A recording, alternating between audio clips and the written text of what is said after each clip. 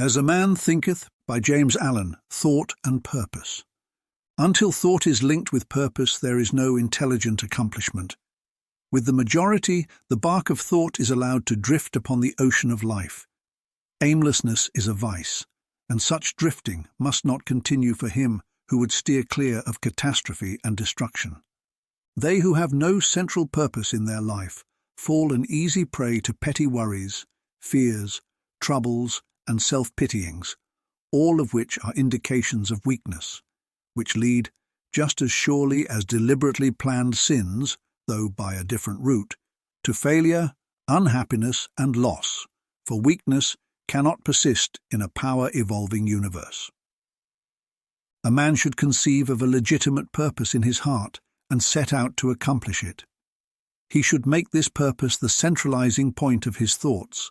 It may take the form of a spiritual ideal, or it may be a worldly object according to his nature at the time being, but whichever it is, he should steadily focus his thought forces upon the object which he has set before him.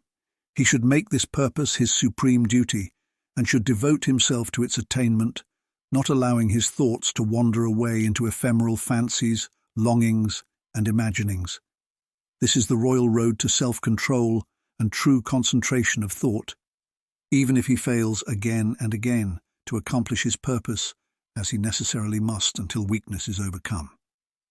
The strength of character gained will be the measure of his true success, and this will form a new starting point for future power and triumph. Those who are not prepared for the apprehension of a great purpose should fix the thoughts upon the faultless performance of their duty, no matter how insignificant their task may appear. Only in this way can the thoughts be gathered and focused, and resolution and energy be developed, which being done, there is nothing which may not be accomplished.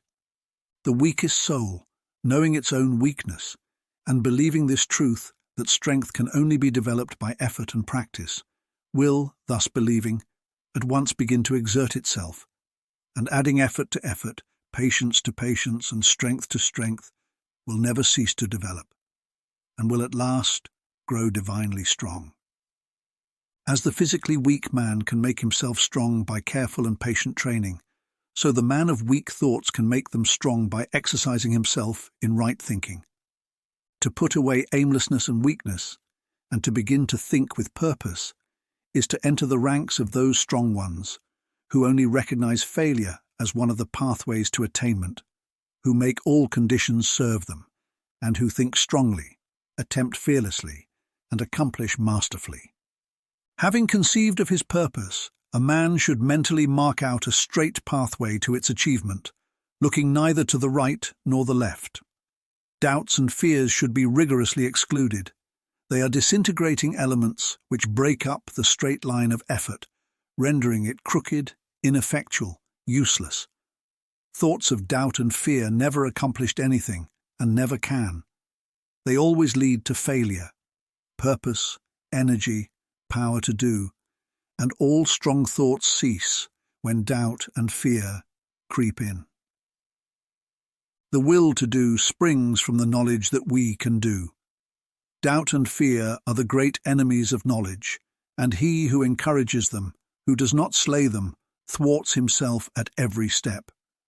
He who has conquered doubt and fear has conquered failure. His every thought is allied with power, and all difficulties are bravely met and wisely overcome. His purposes are seasonably planted, and they bloom and bring forth fruit, which does not fall prematurely to the ground. Thought allied fearlessly to purpose becomes creative force.